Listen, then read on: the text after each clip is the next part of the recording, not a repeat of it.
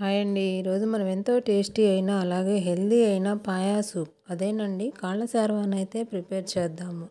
ముందుగా దీనికోసము మేక కాళ్ళనైతే 2 తీసుకొని వాటిని వాటర్లో బాగా వాష్ చేసుకొని కొద్దిగా అల్లం వెల్లుల్లి పేస్టు కొద్దిగా ఉప్పుని యాడ్ చేసుకొని 2 గ్లాసెస్ వాటర్ని కూడా యాడ్ చేసుకొని బాగా కలుపుకొని ఒక 10 విజిల్స్ వరకు వచ్చే వరకు అయితే ఉడికించుకోవాలి.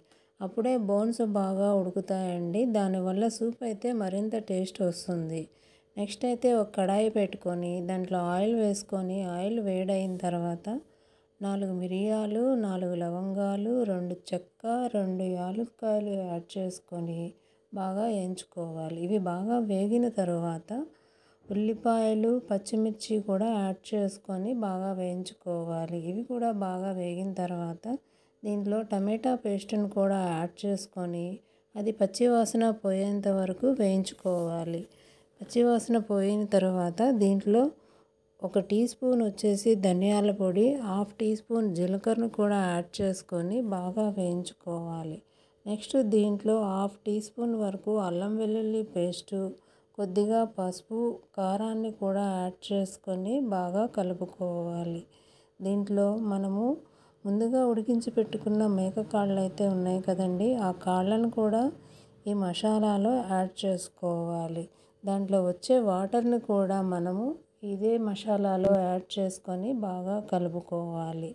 ఇలా ఈ కాళ్ళు దాంట్లో వచ్చే వాటర్ని యాడ్ చేసుకోవడం వల్ల టేస్ట్ మరింత బాగుంటుందండి. ఇప్పుడు నెక్స్ట్ అయితే మనము దీంట్లో 1 గ్లాసు వాటర్ను కూడా యాడ్ చేసుకొని సరిపడా ఉప్పును కూడా వేసుకొని బాగా కలుపుకొని మూత పెట్టి మరిగించాలి. ఈ పాయా సూప్ అనేది హెల్త్ బెనిఫిట్స్ చాలా ఉన్నాయండి.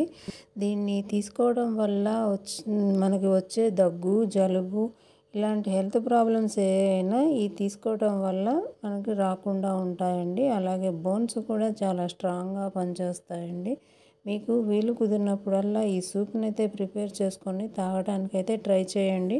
టేస్ట్ అయితే చాలా బాగుందండి.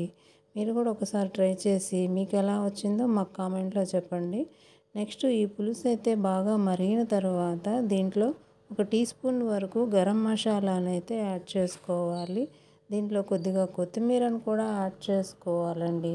ఫైనల్గా దీంట్లో మేథీ లీవ్స్ అండి, ఇదే ఈ సూపుకి మరింత టేస్ట్ వస్తుందండి. ఈ మేథీ లీవ్స్ని మనం వీడియోలో చూపించినట్టుగా చేత్తో బాగా నలుపుకొని ఆ మేథీ లీవ్స్ని కూడా యాడ్ చేసుకొని బాగా కలుపుకోవాలి. ఇంతేనండి, చాలా ఈజీ ప్రాసెస్ అండి. టేస్ట్ కూడా చాలా బాగుంది. మీరు కూడా ట్రై చేసి మాకు ఎలా వచ్చిందో చెప్పండి. Thank you for watching.